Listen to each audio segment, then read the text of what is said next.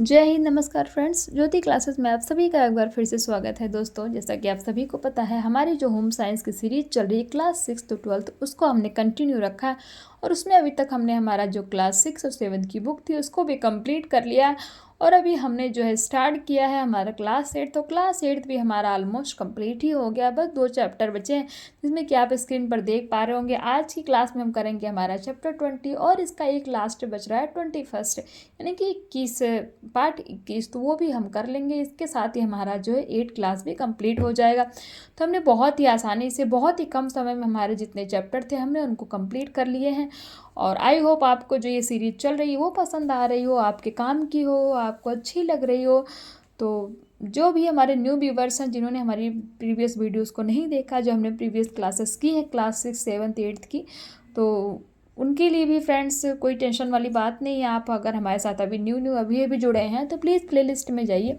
वहाँ पे आपको जितनी क्लासेस में जितनी क्लासेस हैं, उनके जितने चैप्टर हैं, वो सारे ही टॉपिक वाइज आपको डिटेल में कराए गए हैं, जिसमें हर एक पॉइंट को जो है बहुत ही अच्छे से, बहुत ही डिटेल में कराया गया। आप वहाँ पे जा करके क्लासेस देख सकते हैं, अपने डाउट्स ले सकते हैं। कोई भी डाउट है तो कमेंट करके हमसे पूछ सकते हैं, हम आपको उसका सलूशन प्रोवाइड कराने का पूरा प्रयास करेंगे। और जो हमारा ये सीरीज है, इसको करने का हमारा एक ही टारगेट है कि एक बार आप जो अपना होम साइंस का सिलेबस कंप्लीट कर लें, फिर होम साइंस से रिलेटेड कोई भी एग्ज़ाम कहीं भी किसी भी स्टेट में निकलता है, किसी भी एग्ज़ाम को क्वालिफाइड करने के लिए आप अपने आप को प्रिपेयर पाएँ। तो फ्रेंड्स, ये कोशिश आई होप आपको अच्छी लग रही होगी और प्लीज़ मुझे सपोर्ट कीजिए। वीडियोस पसंद आ रही हो तो चैनल को सब्सक्राइब कीजिए, बेल आइकन प्रेस कीजिए, जिससे जब भी वीडियोस अपलोड होती है सबसे पहले नोटिफिकेशन आपके पास पहुँचे। और हाँ, इस वीडियोस को ज़्यादा से ज़्यादा अपने फ्रेंड के साथ शेयर कीजिए, जिससे कि उनकी भी हेल्प हो सके। और जिनके भी अप्रैल में एग्ज़ाम होने वाले हैं ना, टीजीटी पीजीटी यूपी के, उनके लिए भी ये सीरीज काफ़ी हेल्पफुल होने वाली है। और उन सभी को मेरी तरफ से ढेर सारी शुभकामनाएं कि आप अपना एग्ज़ाम बहुत ही अच्छे से करें, और जो भी आगामी एग्ज़ाम आने वाले हैं उनके लिए भी वीडियोस काफ़ी हेल्पफुल होने वाली है। चलिए फ्रेंड्स, बिना टाइम वेस्ट के शुरू करते हैं आज की क्लास। आज की क्लास में जैसे हमने आपको बताया, हम करने वाले हैं आलेखन व विशेष अवसरों पर घर की सजावट कैसे की जाती है, डिज़ाइन, होम डेकोरेशन और स्पेशल ओकेजन, इसके बारे में हम पढ़ने वाले देखते हैं। आलेखन या डिज़ाइन एक बहुअर्थी शब्द है, लेकिन यहाँ हमारा अर्थ ऐसे नमूने अथवा वस्तु से जो आकर्षण प्रदान करती है। घर की सजावट में बहुत आलेखन, घर की सजावट में भी आलेखन का महत्वपूर्ण स्थान है। तो आपने समझा, क्या समझा कि जो आलेखन या डिज़ाइन आप बोल सकते हैं, इसके बहुत सारे अर्थ होते हैं, लेकिन हम जो यहाँ पे इसका अर्थ निकालेंगे, मीनिंग निकालेंगे, वो ऐसे नमूने अथवा वस्तुओं से है जो आकर्षण प्रदान करती है। घर की सजावट में भी आलेखन का महत्वपूर्ण स्थान।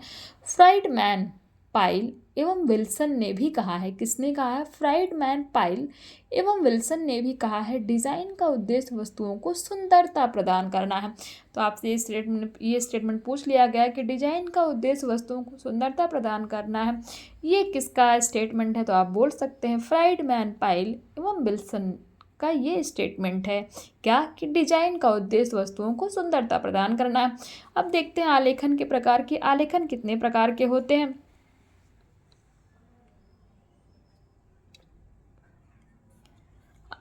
आलेखन निम्न प्रकार के होते हैं: प्राकृतिक आलेखन, अलंकारिक आलेखन, नंबर 3 ज्यामितीय आलेखन, नंबर 4 मिश्रित आलेखन।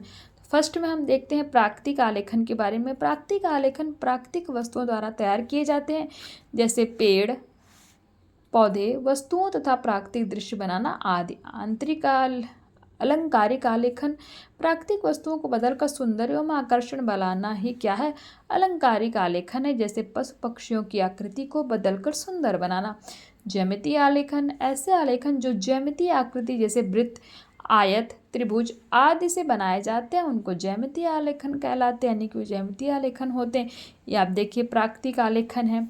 ज्यामितीय आलेखन का उदाहरण आप देख पा रहे हैं, अलंकारिक आलेखन है, ये हमारे इनके उदाहरण हैं। तो मिश्रित आलेखन देखें, मिश्रित आलेखन भिन्न भिन्न प्रकार से बनाए जाते हैं।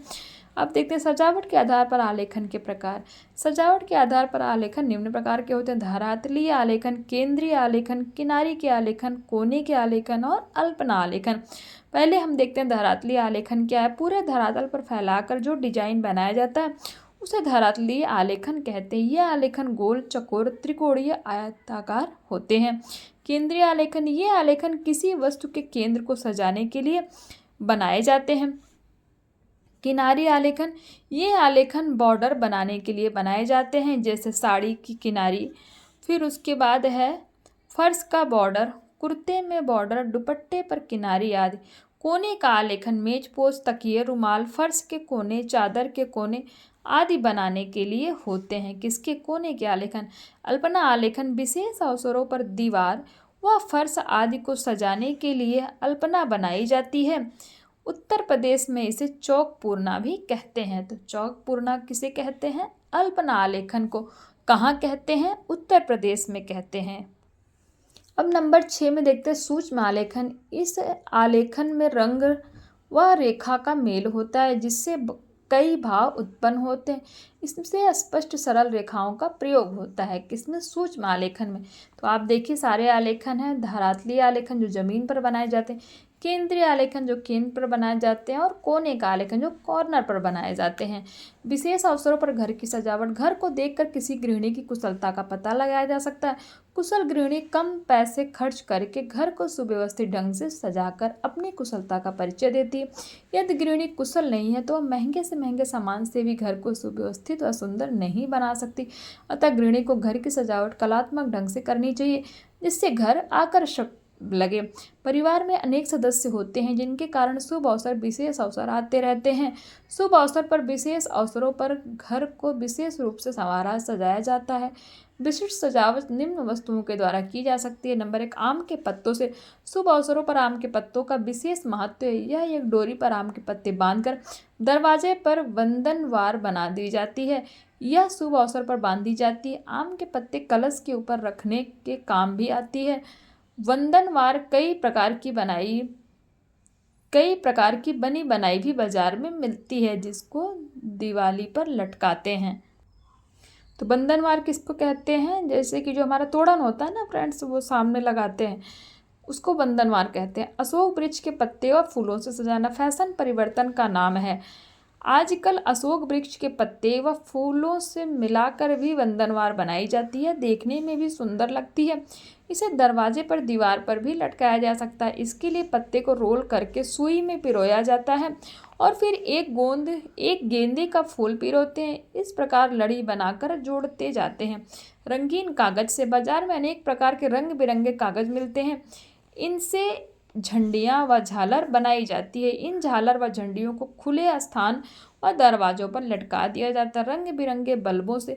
आजकल बाजार में रंग बिरंगे बल्बों से बनी झालर मिलती है, जिससे दीपावली व विशेष अवसरों पर सजावट की जाती है। नंबर 5, गुब्बारों व फूलों से। विशेषकर बच्चों के जन्मदिन पर गुब्बारों व फूलों से सजावट की जाती है। शादी विवाह आदि पर भी फूलों से सजावट की जाती है। फूलदान से। आजकल बड़े बड़े फूलदान को कमरे के कोने में रखने का बड़ा फैशन है। फूलदान को विभिन्न प्रकार से सजाया जाता है। फूलदान पर रंग से डिजाइन बनाया जा सकता है। नंबर 7, मिट्टी के कलश से। त्योहार व शुभ अवसरों पर मिट्टी का कलश सजाकर रखना शुभ माना जाता है। कलश के ऊपर नारियल सजाकर रखते हैं। आम के पत्तों से सजाते हैं। चूना, खड़िया आदि से क्या करते हैं? डिज़ाइन बना देते हैं। फ्रेंड्स, ये जो हमारा चैप्टर था ये कंप्लीट होता है। अब देख लेते हैं इसका स्मरणीय तथ्य और देखते हैं इसकी प्रश्नावली। स्मरणीय तथ्य में देखते हैं प्राकृतिक आलेखन प्राकृतिक वस्तुओं द्वारा तैयार किए जाते हैं। सही है। वस्तुओं को बदलकर सुंदर व आकर्षण बनाना अलंकारिक आलेखन होता है। तो हमारा ये जो था स्मरणीय तथ्य कंप्लीट होता है। इसकी प्रश्नावली फटाफट नजर डालते हैं। निम्नलिखित वाक्यों में रिक्त स्थानों की पूर्ति कीजिए। केंद्रीय आलेखन से किसी वस्तु को सजाया जाता है। किसको? तो केंद्र को। जो केंद्रीय आलेखन होता है उससे किसी वस्तु के केंद्र को सजाया जाता है। प्राकृतिक आलेखन प्राकृतिक वस्तुओं से तैयार किया जाता है। फटाफट सही गलत देखते हैं। आलेखन किसी नमूने में आकर्षण पैदा करते हैं, तो ये स्टेटमेंट भी हमारा सही होगा। कोने के आलेखन कोने पर बनाए जाते हैं, तो ये स्टेटमेंट हमारा सही हो जाएगा। जो कॉर्नर का आलेखन होता है ना, उसी को कोने का आलेखन कहते हैं।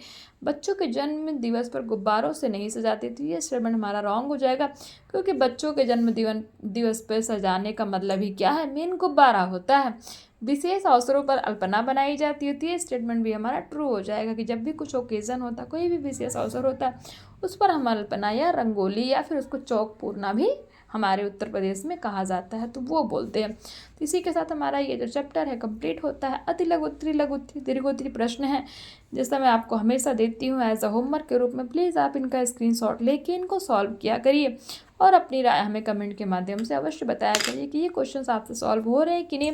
और हाँ फ्रेंड्स, जो ये सीरीज चल रही है, वीडियोस आपके काम की है कि नहीं, ये भी हमें कमेंट करके बताइए कि मेरा जो पढ़ाने का तरीका है वो आपके समझ में आ भी रहा है कि नहीं आ रहा है। तो जब तक आप कुछ बोलेंगे नहीं तो मुझे क्या ही पता लगेगा। प्लीज़ बताइए, मुझे अपनी स्ट्रेटेजी ऐसी रखनी है कि कुछ इसमें चेंजमेंट करना है जो कि आपके लिए हेल्पफुल हो सके। तो चलिए, इसी के साथ हमारी आज की क्लास कंप्लीट होती है। मिलते हैं नेक्स्ट क्लास में। हमारा 8th क्लास का बस एक चैप्टर बच रहा है, उसके बाद हम फटाफट स्टार्ट करने वाले हैं हमारी जो है 9th क्लास की बुक। फिर हम पढ़ने वाले हैं हमारा 9th का।